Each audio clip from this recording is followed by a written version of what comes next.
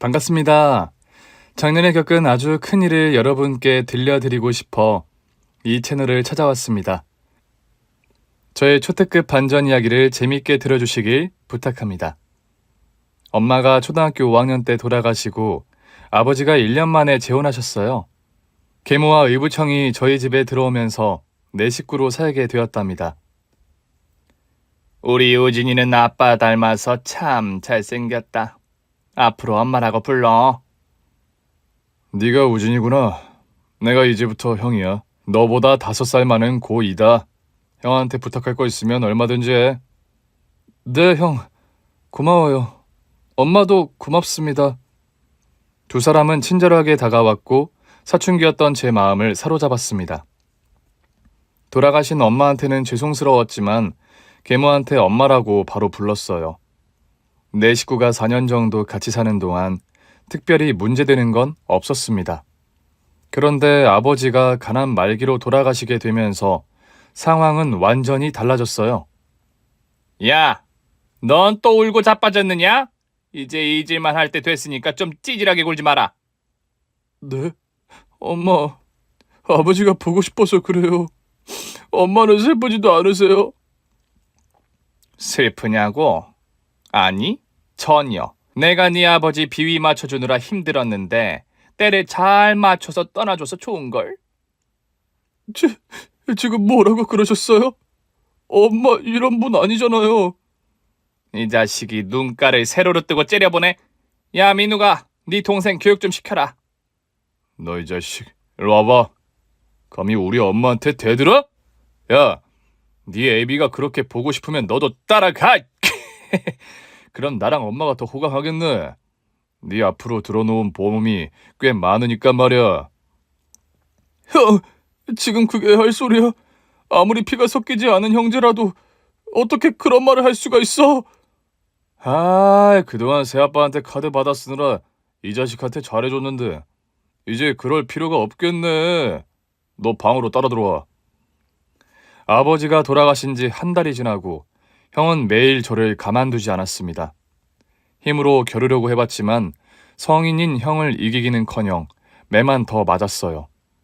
계모는 아버지의 유산 전부를 상속받아서 아주 많은 돈을 가지게 되며 저는 눈엣 가시로 생각하고 매일 막말과 욕설, 손찌검까지 하며 괴롭게 했답니다. 네가 처먹은 밥그릇은 네가 설거지해라. 이 자식이 오냐오냐 해줬더니 기본 예의를 모르네. 야, 그리고 어제 카드 긁었더라. 네? 어제 친구들이랑 피자 사 먹었어요. 얼씨구 피자 먹고 얼굴이 핀 거냐? 안 되겠다, 카드 내놔. 이건 아버지가 만들어준 거잖아요. 가족 카드로 하나씩 가지고 있고 저도 쓸 자격이 있단 말이에요. 민우가 이 자식 또 까분다. 데리고 들어가라. 아, 또 뭔 일이야. 술 안 깨서 머리가 아파 죽겠는데. 아니다.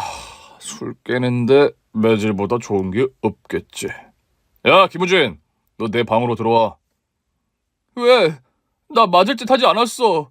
형이나 엄마나 우리 아버지 돈을 쓰고 살고 있는데 나는 왜 안 되는데? 이 어린 놈의 자식이 못하는 소리가 없네. 야! 그리고 네 애비가 모든 재산을 우리 엄마한테 넘겼다고. 그러니까 네가 마음대로 돈이나 카드를 쓸 자격은 없단 말이야. 알겠니? 이 돌대가리 놈아. 당장 들어와! 정신이 번쩍 나도록 두들겨 줄 테니까. 의붓형과 계모는 말도 안 되는 이유를 가져다 붙이며 저를 매일 다치게 했습니다. 하루는 눈두덩이가 심하게 부어서 교실 칠판 글씨가 하나도 보이지 않았고 다른 날은 다리를 절면서 학교에 나갔습니다. 그러던 어느 날 두 모자가 나누는 대화를 엿듣게 되었어요.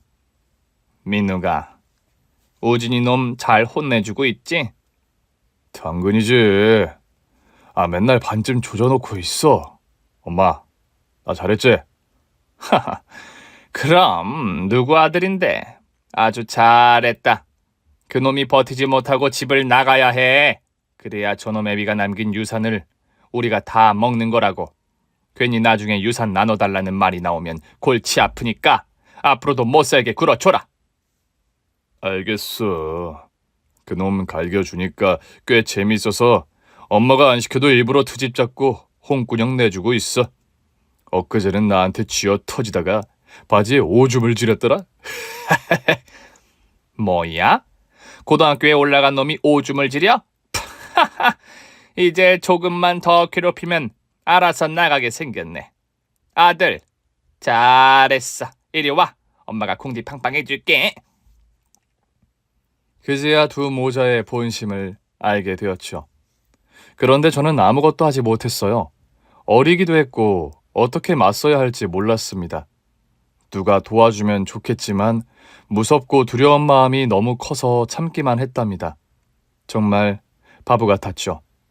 지속되는 시비와 매질에 질려버려서 집에서 도망 나왔어요. 밖에서 혼자 사는 게 훨씬 나을 것 같아 얼마 되지 않는 짐을 싸서 나왔답니다. 돈 한 푼 없이 나왔더니 당장 배를 채울 것이 필요했고 잠잘 곳이 필요했답니다. 집 나온 학생들이 지내는 보호시설에서 며칠 지냈는데 거기서 시간을 보내는 건 무의미한 것 같아 돈 벌러 다니기로 마음먹었어요. 한동안 나이 제한이 걸려서 알바만 다니다가 만 18세가 되면서 막노동을 하려고 용역 사무실을 찾아가서 건축 교육을 받고 건설 현장에서 막노동 잡부로 일하기 시작했습니다. 학교는 무단결석으로 퇴학 처리가 되어서 제가 정리할 건 아무것도 없었어요. 잠자는 곳은 12만 원짜리 고시원이었는데 다리를 접고 잠을 자야 했습니다. 거기서 지내는 사람들은 대개 가정을 잃고 혼자가 된 남자들이거나 공무원 시험에 연속으로 실패하고 집으로 돌아가지 못하는 어른들이었어요. 그리고 70세 남자 노인도 한 분 계셨는데 많이 외로워 보이셨고 사람들 눈치를 많이 보셨답니다. 어르신, 왜 밖에 나와 계세요? 바람이 차요. 아, 김군이구만. 자넨 왜 고시원에 들어왔나? 가족들 없어? 있었는데 지금은 없어요. 무슨 대답이 그래? 가족들과 인연이라도 끊었다는 거야? 아버지가 돌아가시고 계모와 의붓형한테 매맞고 욕먹는 게 싫어서 도망 나왔어요. 아이고, 아버지가 돌아가시고 새 가족들이 변한 모양이구만. 가엾구만. 어르신은 왜 혼자 고시원에서 사세요? 어르신이야말로 가족이 없어요? 나도 가족이 있었는데 지금은 없는 셈이지. 자세한 건 묻지 말게. 괜히 가슴만 아프니까. 무슨 사연인지 몰라도 저나 어르신이나 비슷한 처지네요.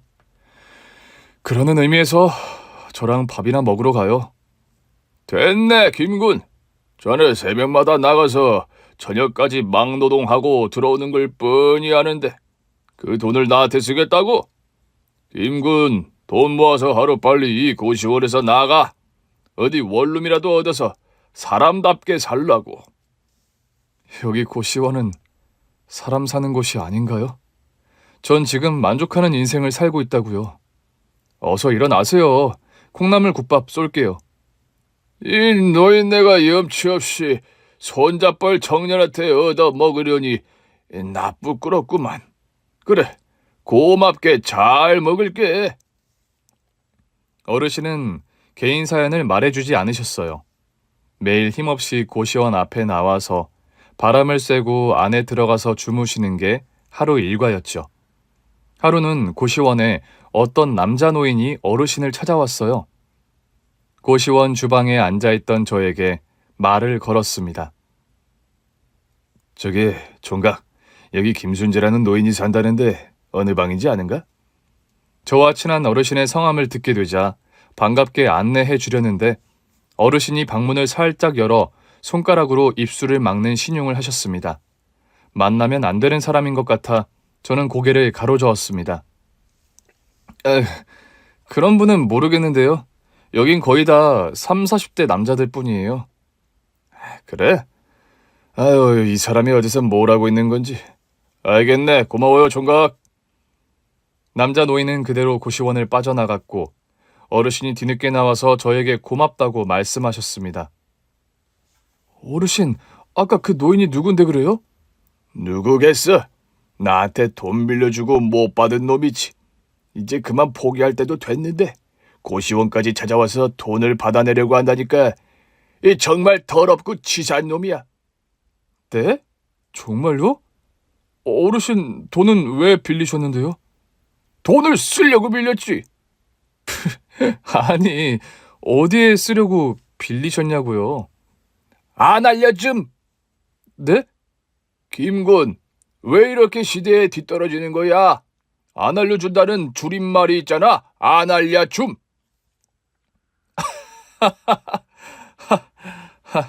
우세하는 거죠? 오늘도 노가다 뛰고 왔나? 가서 씻고 나와. 나랑 갈 데가 있으니까. 네? 어딜요? 내가 매번 얻어 먹었으니 오늘은 내가 살려고. 맛집이니까 어서 따라와. 아, 괜찮아요, 어르신. 돈도 없으실 텐데 일부러 저한테 쓰지 않으셔도 괜찮습니다. 에헤이, 어른이 말하면 네 알겠습니다 하고 나올 것이지. 뭔 말이 그리 많은가? 어서 씻고 나와. 저는 정말 어르신에게 얻어먹고 싶지 않았는데 억지로 끌려가다시피 했어요. 이윽고 어르신이 안내한 밥집은 공원에서 주는 무료 배식이었습니다. 노숙자들을 위해 밥을 주는데 거기서 저와 어르신이 끼어서 식사를 했죠. 어떤가? 공짜 밥맛이 어때? 어르신, 이런 말 해도 될지 모르겠는데 진짜 맛있네요. 왜 진작 무료 배식장에 올 생각을 못했을까요? 에헤, 내가 뭐라고 했나? 맛집이라고 했지? 앞으로 종종 오자고. 그런데 자네 혼자 오면 너무 젊어서 안 줄 수가 있어. 그러니까 항상 나랑 같이 오자고. 네, 어르신. 우리 자주 와서 공짜 밥을 즐기자고요. 어르신과 추억을 하나둘씩 쌓아가며 나이를 초월한 우정을 이뤄나갔습니다. 그렇게 재밌는 일만 있으면 좋을 텐데 어르신이 고시원에서 쫓겨날 상황이 닥쳤어요. 고시원 총무가 말하길 3달 동안 방세를 밀렸다며 짐을 싸서 나가라고 했습니다. 할아버지, 그만 나가세요. 그냥 노인 쉼터 같은 데 가서 살라고요. 그러지 말고 한 달만 더 기다려주게. 내가 다음 달에는 돈이 들어온다니까. 연금이랑 보험 해약해서 돈이 들어올 때가 여러 군데라고. 그럼 오늘 나가시고 돈 들어오면 그때 오세요. 빨리 나가세요. 보다 못한 저는 고시원 총무에게 다가가 멱살을 잡았습니다. 이봐요, 총무님. 어르신이 한 달만 기다려달라고 하잖아요. 총무님은 부모도 안 계십니까? 할아버지 할머니가 안 계세요? 나 고아야 이 자식아. 아유, 오늘 여러 가지로 짜증나네. 야, 어린 놈의 자식아. 어디 총무님이 멱살을 잡아? 너도 쫓겨나고 싶으냐? 총무님이 고아라는 말을 하자 제가 뱉은 말로 상처받았을까봐 걱정이 되더군요. 저는 바로 멱살 잡은 손을 풀고 허리를 굽혀 사과했습니다. 총무님, 죄송해요. 고아인지 몰랐어요. 됐어 이 자식아. 너는 방으로 들어가. 어르신은 방 빼요. 총무님, 어르신 고시원비 제가 낼게요. 얼마죠? 아니야 김군. 이 자네가 왜 고시원비를 대신 내주라. 다음 날에 돈 들어온다면서요. 빌려드리는 거니까 갚으세요. 고맙네. 김군 아니었으면 이 밖에서 노숙할 뻔했구만. 다음 달에 꼭 갚겠네. 그래서 저는 어르신의 고시원비 3달치를 대신 내드렸는데 한 달이 지나도 갚지 못하시더라고요. 사정이 여의치 않아 그런 것이니 모른 척하고 넘어갔습니다. 그리고 얼마 뒤 막노동을 하고 비지땀을 흘리며 고시원을 향해 언덕길을 꾸역꾸역 올라가는데 어르신이 고급 양복 입은 남자와 대화를 나누고 있더군요. 누군지 궁금해서 가까이 가봤더니 40대 초반으로 보이는 남자가 어르신에게 싸가지 없이 말을 쏘아대고 있었습니다. 존나 짠나네. 숨겨둔 돈이 있을 거 아니야? 어디다 꼽쳐놨어? 나 지금 망하기 일보 직전이라고. 아니 내가 돈이 어디 있냐? 네 애비가 고시원에 살고 있는 거 보면 몰라. 거지 같은 노인네. 끝까지 내 인생에 도움이 안 된다니까. 그래, 미안하다. 도움이 되지 못하는 애비를 용서해라. 됐수다. 나 그만 가려니까 들어가 봐요.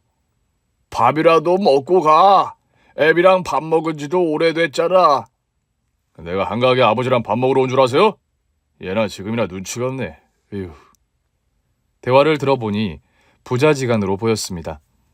아들이라는 놈이 어르신한테 돈을 뜯으러 온 거죠. 고시원에 사는 늙은 아버지한테 이럴 수가 있나 싶어 제가 어르신 대신 화를 냈습니다. 이봐요. 아버지를 고시원에 버린 것도 모자라 돈을 뜯으러 왔어요? 이거 아주 인간 말종이네. 넌 뭐냐? 아가야, 어른들 일에 끼어들지 말고 찌그러져 있어라. 아가? 넌 183cm에 90kg 아가를 본 적이 있냐? 너 돼지고 싶어? 아이고, 아버지. 저런 머저리랑 친구라도 먹은 거야? 진짜 추잡스럽다. 나쁜 자식. 아버지한테 말을 그따위로 게 못해? 너 형한테 혼난다. 그만하고 가서 좀 씻어라. 썩은 내가 진동하니까. 그만 못하겠다. 네가 어르신한테 하는 꼴을 보니 내 피가 들끓는다고. 저는 어르신 아들에게 달려들었는데 눈을 떠보니 제가 바닥에 누워있더군요. 숨 막혀. 어떻게 된 일인지. 어떻게 되긴 한 대 쳐맞고 기절한 거지. 이 등신아, 한 번만 더 까불어라. 진짜 황천길로 보내버린다. 제 몸은 마음대로 움직이지 못했습니다. 어르신 아들이 무술의 고수였는지 턱을 한 대 맞고 정신을 차리지 못했답니다.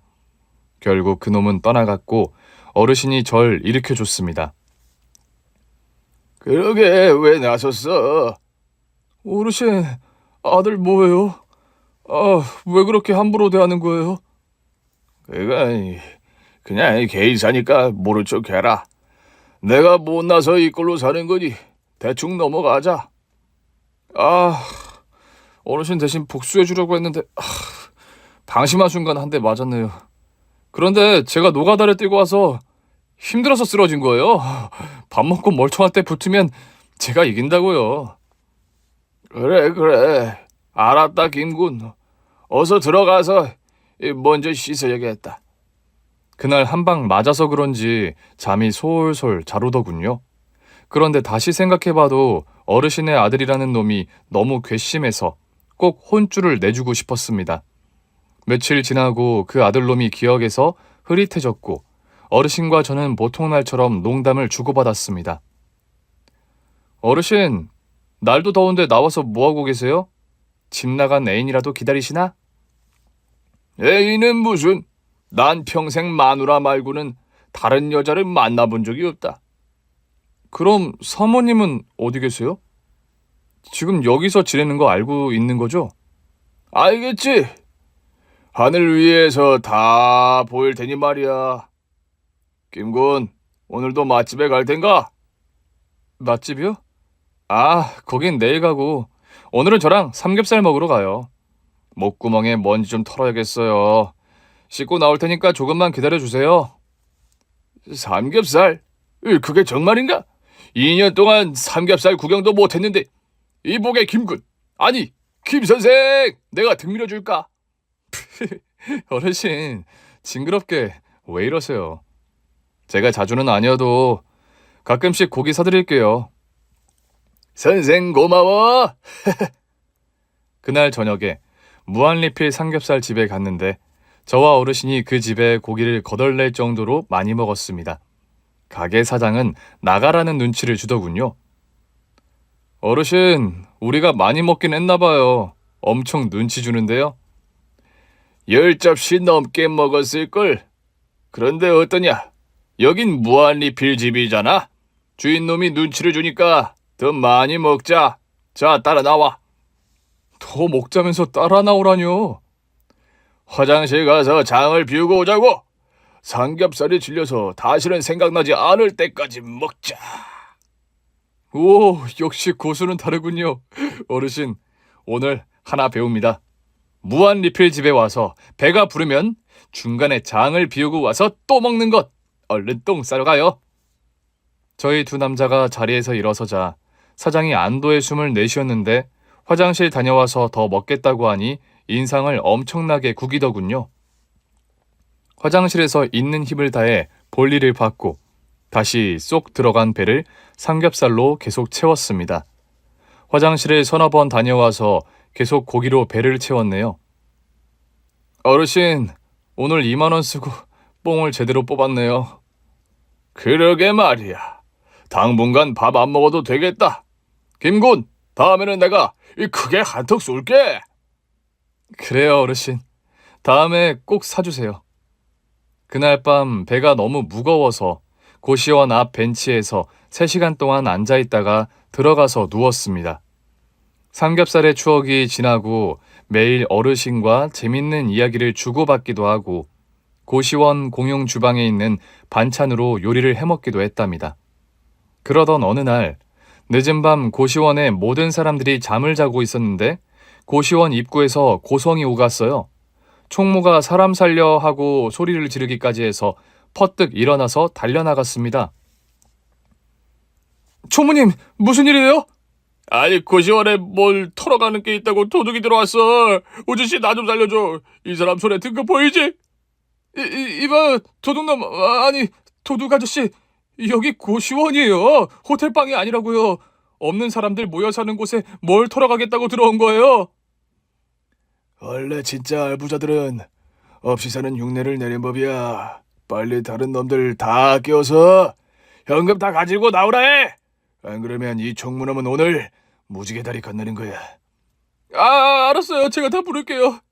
아저씨들, 고시원에 도둑 들었어요. 현금 가지고 나오세요. 일단 제 돈부터 받으세요. 4,000원, 나의 전 재산입니다. 4,000원이 전 재산이라고? 여기 나 같은 놈이 또 있군. 네 돈은 안 받겠네. 다른 놈들 중 현금 많이 가지고 있는 사람 빨리 자수해.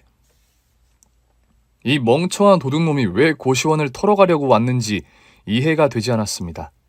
다른 어른들도 동정과 집회가 전부여서 상황이 많이 난감해졌어요. 다들 이런 식으로 나오겠다 이거지? 그럼 나 오늘 사고 친다. 총무 이놈은 오늘 끝장이야! 그 순간 어르신이 방에서 하품을 크게 하시며 나오셨어요. 뭐가 이리 시끄러운 거야? 뭐야? 도둑이야? 이봐, 번지수 잘못 찾았어. 여기 다들 그지들이라고. 돈 있네. 당신 부자지. 내가 관상을 좀 볼 줄 아는데 분명 숨겨둔 돈이 많을 거야. 당장 당신 돈 가지고 나와. 잠깐 보자. 내 주머니 500원이 있네. 이거라도 줄까? 닥치고 빨리 현금 내라. 100만 원이 채워지지 않으면 총무놈은 오늘 돼진다. 걱정 말게. 내가 그런 일 없도록 할 테니. 어르신은 500원짜리 동전을 힘껏 던져서 도둑놈의 콧구멍에 정확히 꽂았습니다. 충격에 쓰러진 도둑놈은 기절하고 말았죠. 어르신! 방금 그거 뭐예요? 어떻게 하신 거예요? 도둑놈의 자식이요, 이제 까불어? 내 왕년에 뭘 하는 사람인 줄 알고? 어르신, 뭐 하시던 분이세요? 맨날 물어보면 말씀을 돌리시기만 하는데 오늘은 좀 알려주세요. 나? 별거 없어. 그냥 허풍 뜬 거야. 동전은 그냥 우연히 맞은 것이네. 자, 그럼 빨리 경찰 불러서 저놈 치워라. 어르신, 저를 제자로 받아주세요. 김군 지금 뭐라는 건가? 그냥 연기 좀 해봤어요. 어르신, 동전 던지기 선수였어요? 다들 경탄한 눈 좀 보세요. 오늘 어르신이 영웅이라고요. 영웅? 그럼 총무한테 나 한 달치 세를 반으로 깎아달라고 해볼까? 내 덕에 살았으니 그 정도는 해주겠지. 그 말을 들은 총무가 앞으로 3개월 치세를 대신 내주겠다고 하더군요. 지난번 일은 죄송하다고 고개 숙여 사과를 했고요. 다들 어르신 덕분에 큰 화를 면했다면서 기뻐서 껑충껑충 뛰어다녔답니다. 그 일이 있고 추억은 더 많아졌고 다른 방 아저씨들과도 친해져서 재밌는 나날을 보냈어요. 그러다 저를 담당하는 공사장 반장님이 지방으로 한 달간 일하고 올 생각이 없느냐고 물었어요. 서울에 있는 공사 현장에 일거리가 없다고 해서 선택의 여지가 없었죠. 그래서 저는 지방으로 내려가기 전 어르신을 모시고 남산타워를 놀러 갔어요. 어르신, 한 달 동안 저 못 보니까 오늘 하루 실컷 수다 떨고 놀아봐요. 케이블카도 타보고 비싼 스테이크도 먹자고요. 오, 내가 예전에는 스테이크로 이 삼시세끼를 먹고 그랬는데 오랜만이구만. 어르신, 어디까지가 농담이고 어디까지가 진심인지 모르겠어요. 지금 하신 말씀은 농담이죠? 알아서 해석해.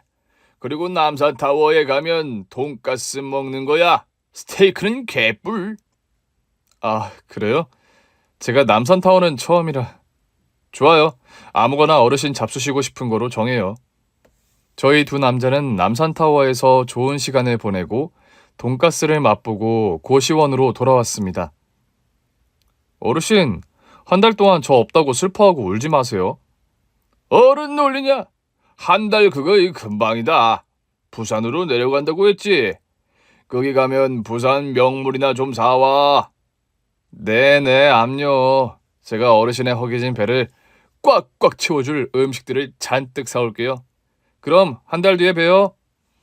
그렇게 어르신과 짧은 이별을 하게 되었습니다. 부산으로 내려가 막노동을 하는 건 다를 게 하나 없었습니다. 공사장 일이 다 똑같고 사람들도 비슷하게 생겨서 낯설거나 불편한 점이 하나도 없었네요. 오히려 일당을 더 많이 줘서 장시간 일하고 싶었답니다. 4주 정도 일하고 마무리 일주일의 시간이 남았는데 고시원 총무한테서 연락이 왔어요. 고시원을 비우고 왔는데 돈을 내라고 온 건가 싶어서 재빨리 전화를 받았습니다. 총무님, 저 고시원 한 달 빼기로 했잖아요. 오진 씨.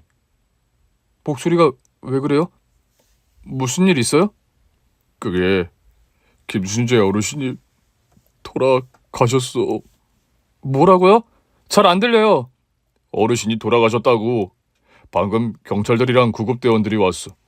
어르신이 왜 돌아가셨는지 확인하는 중이라고. 어르신이 돌아가셨다고요? 아, 그럴 리가. 저 지금 당장 출발할 테니까 서울 가서 봬요. 저는 두 눈으로 보기 전까지 어르신이 돌아가신 걸 믿지 않기로 했습니다. 가장 빠른 시간에 기차를 타고 서울로 올라가 어르신이 계신 영안실로 달려갔습니다. 총무와 고시원 아저씨들 모두가 저를 기다리고 있더군요. 우진 씨 왔어? 어르신이 자네를 끝까지 기다리지 못하셨네. 자네가 지방으로 내려간 날부터 방에서 거의 나오지 않으셨어. 갑자기 심장마비가 와서 돌아가셨대. 고독사라고 하더라. 우린 괜찮은 줄 알았는데 그게 아니었나 봐. 저는 다리에 힘이 풀려서 앞으로 걸어가다가 차가운 영안실 바닥에 넘어졌습니다. 총무와 아저씨가 제 양팔을 잡고 일으켰고 돌아가신 어르신의 얼굴을 확인했습니다. 어르신, 거기 누워서 뭐 하세요? 얼른 일어나세요. 나한테 실컷 얻어 드시고 가는 법이 어딨어요. 빨리 일어나요, 어르신. 왜 웃고 계신 거예요? 혼자만 편하게 따르면 다예요? 오진 씨 그만해. 어르신은 고통 없이 떠나셨어. 호상이라고. 이거 놔요. 사람이 죽는데 호상이 어딨어요. 그리고 어르신은 고시원에서 마지막을 보내셨어요. 가족들이 있는데 그렇게 떠나시면 안 되는 거잖아요. 우리가 할 수 있는 건 명복을 빌어드리는 것뿐이야. 가족 일까지 간섭할 자격은 없다고. 그만 올라가자. 가족 중 한 사람이 장례식장을 알아보는 중이니까 그리로 자리를 옮겨서 어르신 마지막 가는 길 명복을 빌어주자. 저는 다음 할 말이 생각이 나지 않았습니다. 총무의 말처럼 어르신 가족들에게 따질 수 없는 남남이었으니까요. 병원 1층 로비에 있는 남자는 지난번에 저를 한 방에 때려 눕혔던 어르신 아들이었습니다. 그는 저를 위아래로 훑어보더니 비아냥대면서 말문을 열었어요. 너 그때 노가다꾼 맞지? 우리 아버지랑 친구라던. 이제 어쩌냐? 네 친구는 저 세상 갔으니 말이야. 시궁창 같은 고시원 방으로 보냈더니 머저리 같은 놈들만 모였구만. 에휴, 한심한 놓치네. 당신 뭐라고 했어? 당신은 아버지가 돌아가셨는데 희죽거리면서 그따위 말밖에 못해? 나이만 처먹었지 대가리는 아직 애새끼구만. 어허, 이 자식이 또 혼나려고 까부네. 야, 여기 병원이야. 소란 피우고 싶지 않으니까 아가리 싸물고 있어라. 여기 있는 아재들 다 장례식에 올 거야? 모양 빠지긴 하지만 아무도 올 사람이 없으니 실컷 머물다 가라. 부조금 안 받을 테니까 고기 많이 먹고들 가. 장례식장은 바로 옆이야. 운 좋게 자리가 하나 있다더라. 난 집에 갈 테니까 장례 지도자가 진행하는 대로 따르든지 그냥 술 마시고 가든지 마음대로 하라고. 어르신 아들놈은 자기 아버지가 돌아가셨는데도 슬픔이 하나도 보이지 않은 건 물론이고 장례조차 치르지 않고 자리를 뜨겠다네요. 저런 놈을 낳고 기뻐했을 어르신이 불쌍하다는 생각이 들었습니다. 이윽고 장례식장으로 자리를 옮겼고 제가 상주가 되어 장례식을 시작했습니다. 조문객은 저희 고시원 사람들이 전부였고 아무도 찾아오지 않았습니다. 발인 날까지 저희는 함께 자리를 지켜드렸고 봉안당에 안치하는 것까지 확인하고 무거운 발걸음을 떼는데 전화 한 통이 걸려왔어요. 김무진 씨죠? 로얄로펌 나일등 변호사입니다. 여기로 좀 와주셔야겠습니다. 네? 로펌이요? 제가 거길 왜... 김순재 어르신의 개인 변호사입니다. 자세한 이야기는 전화로 불가능하니 직접 찾아오세요. 문자로 주소 보내드릴게요. 네? 어르신한테 변호사가 있다고요? 전화 잘못 건 거 아니에요? 생각보다 어르신에 대해 잘 모르시는군요. 여하튼 빨리 와주세요. 저는 전화를 끊고 어르신의 일이니 일단 로펌으로 출발했습니다. 택시를 타고 한참을 달려 도착했더니 로펌이 꽤 크더군요. 이런 곳에 어르신의 변호사가 있다는 게 신기하기만 했답니다. 이윽고 저를 부른 나일등 변호사를 만났습니다. 드디어 뵙네요. 김순재 회장님의 소중한 벗이라고 들었는데 생각보다 많이 젊으시네요. 회장님이요? 어르신이 회장님이라고요? 네. 회장님은 기업 총수였어요. 모르셨죠? 회사를 혼자의 힘으로 키워서 중견 기업으로 발전시키셨죠.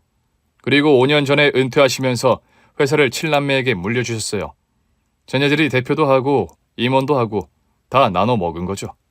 그런데 회사 운영은 개판이었고 다들 돈에 눈이 멀어서 회사를 매각하고 찢어졌어요. 3명의 자녀는 이민 가서 명품 매장 같은 거 하나 마련해서 먹고 살고 있고 나머지 넷은 한국에서 도박도 하고 유흥도 즐기면서 흥청망청 회장님의 돈을 다 까먹었죠. 남아있는 회장님 집까지 담보로 노름하는 바람에 길바닥으로 나앉게 되신 거예요. 네? 이 영화 같은 이야기가 모두 사실이에요? 어르신이 회장님인데 자식들이 재산을 다 날려먹어서 고시원으로 오셨다고요? 세상에, 그런 멍청하고 어리석은 자식들이 세상에 어디 있어요? 여기 있잖아요. 김순재 어르신의 자식들. 어르신이 기구한 삶을 사셨네요. 참 안타깝고 불쌍하시라. 그래서 저를 부른 이유가 뭐죠? 어르신이 자식들에게 모든 걸 주진 않으셨어요. 남은 유산을 숨기려고 고시원에서 사신 거죠. 어르신 친구분 명의로 20층 건물 한 채가 있습니다. 그걸 김우진 씨한테 증여하시겠다고 하셨어요. 네? 지금 뭐라고 하신 거예요? 20층 건물을 가지고 있는 것도 믿기지가 않는데 그걸 저한테 증여해 주신다고요? 네. 어르신이 김우진 씨를 많이 아끼시던데요. 저는 김우진 씨 실물을 보기 전까지 비슷한 연령의 남자분인 줄 알았습니다. 그런데 어르신의 막내 아들보다 훨씬 더 어리시네요. 어쨌든 축하드립니다. 저는 이 모든 게 이해가 되지 않았고 충격을 받아 눈앞이 흐릿했고 귀는 먹먹함이 느껴질 정도로 꽉 막히더군요. 변호사는 이 사실을 어르신이 돌아가시고 난 뒤 전하게 된 이유를 말해 주었습니다. 어르신 자녀들이 남은 건물을 처분한 걸 믿지 않고 있었어요. 그래서 고시원 생활을 하신 거죠. 남아있는 재산마저 탕진할까봐 마지막까지 지키시려고 했어요. 건물을 누구에게 증여할지 깊이 고민하셨는데 그 주인이 우진 씨가 된 거죠. 이제 이해가 되시죠? 그랬군요. 얼마 전 아들이라는 남자가 고시원으로 찾아와서 돈을 요구하길래 왜 그러나 싶었는데 큰 재산이 있는 걸 알고 그걸 뜯어내려고 온 거였군요. 아, 그 진상 둘째 아들이요? 말도 말아요. 지금 하는 일이 깡패예요. 돈이면 뭐든 다 하는 악질 중에 악질입니다. 감옥에도 2번 다녀왔는데 교화는커녕 더한 놈이 되어서 나왔다니까요. 그리고 어르신한테 몇 번 덤비기도 해서 엄청 놀랐는데 어르신이 한 손으로 때려잡는 걸 보고 기절하는 줄 알았어요. 진짜 나쁜 놈이네요. 그런데 어르신은 무슨 무술 같은 거 하셨나요? 젊었을 때 복싱이랑 유도를 좀 하셨다고 들었어요. 주먹으로는 알아주는 분이어서 옛날 험한 시절에 사업 운영하면서 깡패들하고 많은 마찰이 있었는데 늘 혼자 해결하셨어요. 우와, 어르신이 대단한 분이셨네요. 전 그런 것도 모르고 맨날 까불었으니. 저는 어르신이 칭찬하는 사람이 있다는 게 신기했어요. 우진 씨라는 친구가 생겨서 하루하루가 재밌다고, 살만하다고 하셨었죠. 그렇게 주거니 받거니 대화를 나누다가 20층 건물을 상속받게 되었습니다. 그리고 고시원으로 돌아가 총무와 아저씨들에게 건물에서 함께 일할 준비하라고 전했답니다. 아직 초보 건물주이니 제대로 갖추어지면 좋은 일자리를 주겠다고 약속했죠. 아저씨들은 모두 신나하며 뒤바뀔 인생에 감격하더군요. 그런데 제가 건물을 증여받았다는 걸 알게 된 어르신의 7남매 모두가 저를 찾아 고시원으로 왔답니다. 깡패질하는 둘째 아들놈이 제 얼굴을 보자마자 멱살을 잡고 업어치게 했습니다. 힘이 워낙 세서 제가 버틴다고 버텨지는 게 아니더라고요. 이게 뭐하는 짓이야? 노가다꾼. 네놈이 우리 꼰대 빌딩 먹었다며 지금 장난하나? 우리가 받을 유산을 네놈이 처먹어? 당장 토해내. 서류 가지고 와. 쓰레기같이 냄새나게 생긴 놈한테 유산을 물려줘. 우리 아빠 정신 나간 거 아니야? 도대체가 이해할 수 없는 노친네라니까. 오빠들, 저놈 일어난다. 어서 조지고 서류 찾아. 순식간에 어르신의 아들 넷이 저에게 덤벼들었습니다. 저는 속수무책으로 당할 줄 알고 눈을 질끈 감았습니다. 그런데 아저씨들이 빗자루와 파리채, 쓰레빠를 들고 어르신 자식들에게 맞붙었습니다. 얘들아, 우진이를 지켜라. 우리의 미래다. 그럼 우리가 고시원에 처박히기 전까지 얼마나 험난한 삶을 살았는지 떠올리고 무조건 맞고 버텨. 여기 우리 고시원이야. 싹 다 꺼지지 못해. 다들 공격 개시. 몽둥이를 든 아저씨들이 자식들을 후드려 패줬더니 셋이 나가 떨어지더군요. 깡패 아들 하나가 주먹을 휘두르며 아저씨들을 하나 둘씩 때려 눕혔습니다. 주먹이 어찌나 세던지 모두 다 한 방에 나가 떨어졌어요. 저는 고시원 복도에서 뒷걸음질을 치며 마음의 준비를 했습니다. 노가다꾼. 돼지기 싫으면 당장 서류 가지고 와. 그 건물은 우리 거야. 어림없는 소리. 난 어르신의 유일한 상속자야.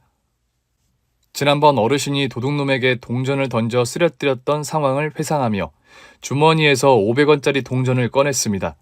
그리고 어르신에게 도와달라고 소원을 빌고 있는 힘껏 동전을 깡패 아들놈에게 던졌어요. 정확히 그놈의 콧구멍에 꽂히면서 뒤로 넘어가더군요. 기절했는지 다른 자식들이 흔들어도 깨어나지 않았답니다. 와, 대박! 오진 씨가 어르신 기술 그대로 써버리네. 역시 오진 씨는 보통 사례가 아니었어. 아주 잘했네. 오, 됐어. 어르신의 길을 받은 모양이네. 이것들아, 내 주머니에 동전 많거든. 니들 다 콧구멍에 때려 박아줄까? 당장 안 꺼져? 제가 소리치자 총무가 말리더군요. 이미 경찰에 신고했으니 이것들을 잡아갈 거라고 말이죠. 그랬더니 경찰서에는 가기 싫었는지 6자녀는 주랭랑을 쳤고 깡패놈은 아저씨들과 저를 패대기 친 혐의로 붙잡혀갔습니다. 저희도 경찰서에 따라갔는데 모두 정당방위를 인정받고 금방 나왔답니다. 저는 그 다음날 경호원 수십 명을 고용해서 저와 고시원 아저씨들의 경호를 맡게 했어요. 다행히 어르신 자녀 6은 나타나지 않았고 깡패놈은 집행유예 기간 중 사고를 쳐서 감옥으로 들어갔답니다. 그제야 큰일을 치렀구나 하고 안도하였고 건물주의 삶을 살기 시작했어요. 한두 달 관리해보니 금방 감이 잡혔고 비어있는 상가 하나를 고시원 아저씨들에게 임대해주기로 했어요. 거기서 할 수 있는 일을 찾기로 했는데 온라인 판매업을 해보고 싶다고 해서 제가 초기 자본을 투자해드렸습니다.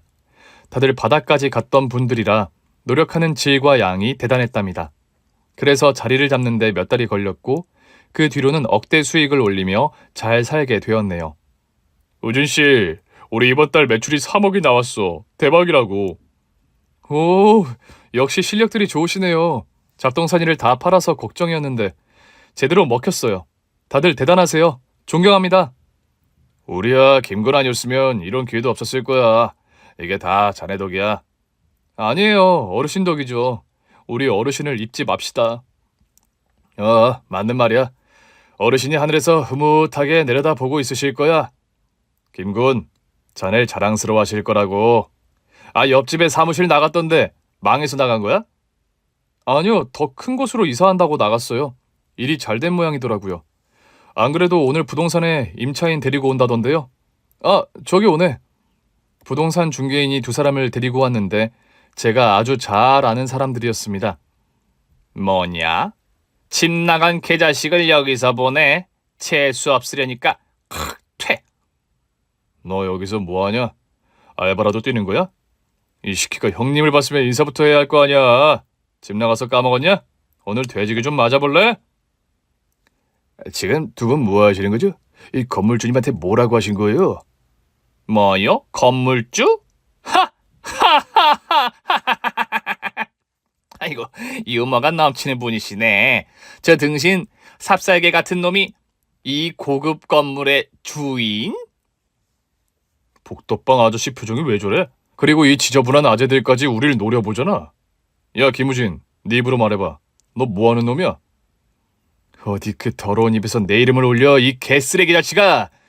넌 네 애미 치마폭에서 아직도 그러고 사냐? 등신, 할 줄 아는 것도 없지? 나이 처먹고 잘하는 짓이다. 그리고 아줌마, 내 건물에 지금 침 뱉은 거야? 이거 경범죄로 신고 가능한 거 알지? 너 진짜 이 건물 주인이냐? 정말 그런 거야? 네가 무슨 돈이 있어서 이런 건물을 사? 나이도 겨우 20대 초반이면서? 이 자식 이거 사기꾼 된 거 아니야? 집 나가서 양아치 짓해서 돈 좀 만졌냐? 뭐 눈에는 뭐만 보인다더니. 야, 이민욱, 너는 나랑 성씨부터 다른 남이야. 네가 내 형이라고 착각하고 있는 모양인데 넌 그냥 네 어미의 딸랑이야. 이 애송이야, 딸랑. 이게 돌아도 단단히 돌았네. 좋아, 오랜만에 먼지나게 맞아보자. 따라 들어와. 의붓형이 제 멱살을 잡기도 전에 아저씨들이 우르르 몰려와 형의 팔다리를 하나씩 잡고 빈 사무실로 들고 갔습니다. 그리고 퍽, 팍, 파박 소리가 크게 울렸죠. 저에게 했던 짓을 고스란히 아저씨들이 돌려주는 걸 보게 되자 속이 시원하긴 했는데 뭔가 2% 부족한 느낌이었어요. 그래서 제가 직접 나섰습니다. 아저씨들, 이제부터는 제가 할게요. 쌓인 게 많아서 직접 풀어야겠어요. 그래, 시원하게 풀어. 여기 CCTV는 걱정하지 마. 경비 아저씨한테 전화해 놓았어. 삭제하라고. 고마워요. 민우가 고개 들어봐봐. 어우, 탱탱 부었네. 이 개자식아, 너 오늘 죄졌어? 나이 처먹고 변한 게 하나도 없네. 그런데 난 그게 좋아. 네가 조금이라도 착해졌으면 이걸 못할 뻔했잖아. 뭘 못해? 뭐긴 뭐야. 네가 나한테 했던 매질이지. 마대자루에 걸레가 있는 부분을 발로 부러뜨리고 몽둥이로 만들어 그 자식을 사정없이 두들겨줬습니다. 제가 얻어 터졌던 것만큼, 아니 그 이상으로 먼지가 희뿌옇게 날리도록 갈겨줬죠. 의붓형은 하도 많이 터져서 아프다는 소리도 못 냈습니다. 그리고 이 상황을 지켜보고 있던 계모는 아무 말도 못하고 사시나무처럼 바들바들 떨고 있었어요. 아줌마! 이리 와봐. 당신 아들이 처맞는데 구경만 하고 있어? 우진아, 그만해. 난 네 엄마잖아. 엄마? 아버지 돌아가시고 유산 다 처먹고 날 개패듯이 패서 집을 나가게끔 만든 년이 엄마라고? 당장 기어들어와. 내 발로 기어와서 나한테 사과하고 네 자식 데리고 가란 말이야. 용서를 빌면 내가 기꺼이 보내주지. 우진아, 꼭 이래야 하니? 이거 가지고 왜 울고 그래? 이제 시작이야. 내가 너 소송 걸 거야. 내 아버지 유산 다 처먹은 거 다 돌려받을 거라고. 계모는 지 아들이 처맞을 땐 가만히 구경만 하더니 돈 이야기를 꺼내자 바로 네발 진승의 자세를 취하더군요. 그리고 비굴하게 기어 들어왔어요. 우진아, 애미가 이렇게 빌게. 내 재산 건들지 말아줘. 너 잘 나가는 건물주잖아. 이건 이거고 그건 그거지 아줌마. 오늘이 우연이라고 생각하는 거야? 이거 다 내가 계획한 거야. 중개인한테 돈 주고 당신을 꼬셔오라고 했다고. 싸게 나온 사무실에서 장사하려고 들떠 있었는데 김이 팍 세지? 그리고 무섭고 두렵지?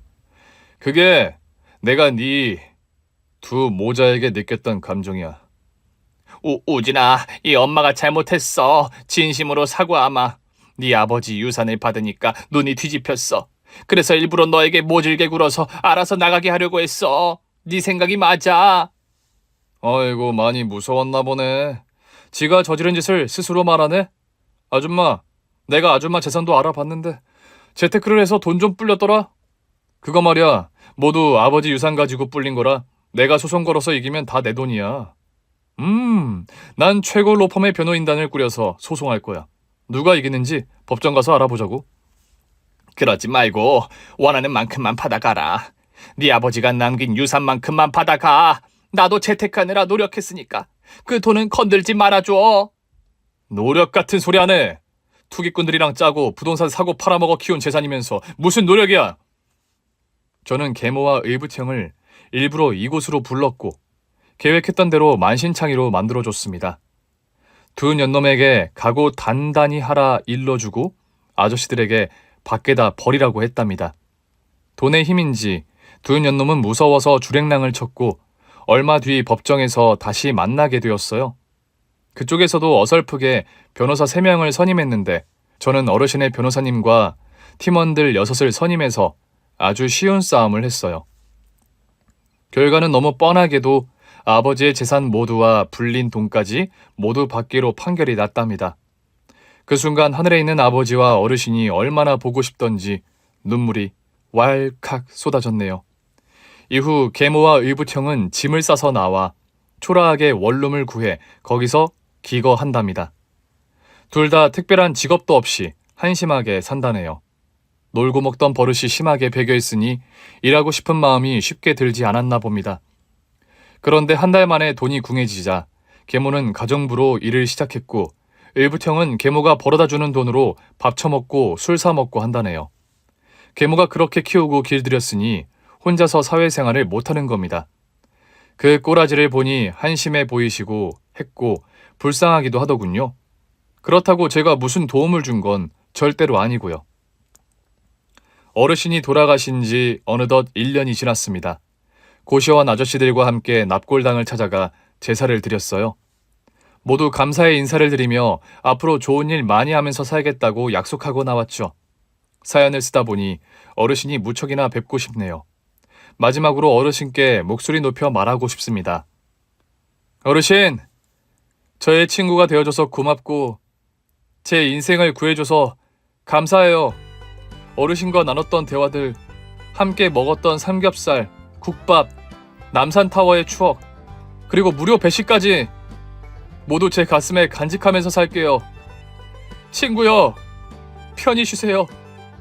저의 이야기를 끝까지 들어주신 분들께 심심한 인사를 드리고 물러가겠습니다. 진심으로 감사합니다. 복 받으실 거예요. 그리고 좋은 하루 보내세요. 오늘 준비한 사연은 여기까지입니다. 재미있게 들으셨다면 구독과 좋아요, 알림 설정까지 눌러주세요. 그럼 저는 다음 사연으로 찾아뵐게요. 오늘도 건강하고 행복하세요.